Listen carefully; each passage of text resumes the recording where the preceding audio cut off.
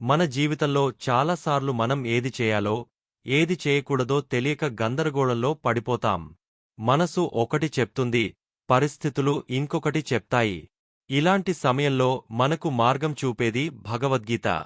ఈ రోజు భగవద్గీతలోని 251 నుండి 300 శ్లోకాలలోని లోతైన అర్థాన్ని సులభంగా మన జీవితానికి ఉపయోగపడే విధంగా తెలుసుకుందాం. ఈ శ్లోకాలలో శ్రీకృష్ణుడు మనకు ఒక గొప్ప నిజాన్ని చెబుతాడు.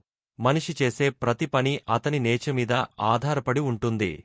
మనలో ఉన్న గుణాలు సత్వ, రజస, తమస ఇవే మన ఆలోచనలు, నిర్ణయాలు, పనులను ప్రభావితం చేస్తాయి.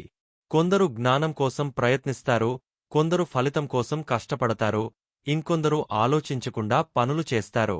అంటే మన చర్యల వెనుక కారణం మన అంతర్గత గుణాలు. శ్రీకృష్ణుడు చెబుతున్న ముఖ్యమైన విషయం ఏమిటంటే, మనం మన డ్యూటీ తెలుసుకుని దానిని నిష్కామంగా చేయాలి. ఇతరుల పని ఎంత గొప్పగా కనిపించినా, మన పని చిన్నదిగా అనిపించినా, మన స్వధర్మమే మనకు సరైనది.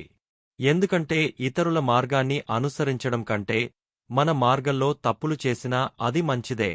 ఇంకో గొప్ప బోధ ఏమిటంటే, మనం చేసే పనుల ఫలితంపై ఆశ పెట్టుకోకూడదు. ఫలితంపై ఆసక్తి పెరిగితే మనసు అస్థిరం అవుతుంది. కాబట్టి పని చేయాలి కాని ఫలితాన్ని భగవంతుడికి అర్పించాలి. శ్రీకృష్ణుడు ఇంకా చెబుతున్నాడు, మన సెన్సెస్ నియంత్రించగలిగితే మనసు శాంతంగా ఉంటుంది.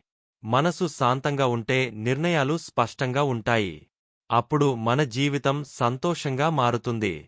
ఇంకా ఒక ముఖ్యమైన సందేశం, ఈగో మనకు పెద్ద శత్రువు. నేనే చేశాను, నాకే తెలుసు అనే భావన మనల్ని తప్పుదారిలోకి తీసుకెళ్తుంది. వినయం ఉన్నవారే నిజమైన జ్ఞానం పొందగలరు. చివరగా శ్రీకృష్ణుడు ఒక అద్భుతమైన మార్గాన్ని చూపుతాడు. నన్ను ఆశ్రయించు, నన్ను నమ్ము, నీ కర్మలను నాకే అర్పించు. అంటే భగవంతునిపై నమ్మకముంచి మన పనులను సత్యంగా చేస్తే మనకు భయం ఉండదు, బాధ ఉండదు. ఈ శ్లోకాల సారం ఏమిటంటే, నీ స్వభావాన్ని అర్థం చేసుకో, నీ ధర్మాన్ని నిజాయితీగా చేయి, ఫలితాన్ని వదిలేయి, అహంకారాన్ని తగ్గించు, భగవంతుని నమ్ము. అప్పుడు జీవితం సులభంగా, శాంతిగా మారుతుంది.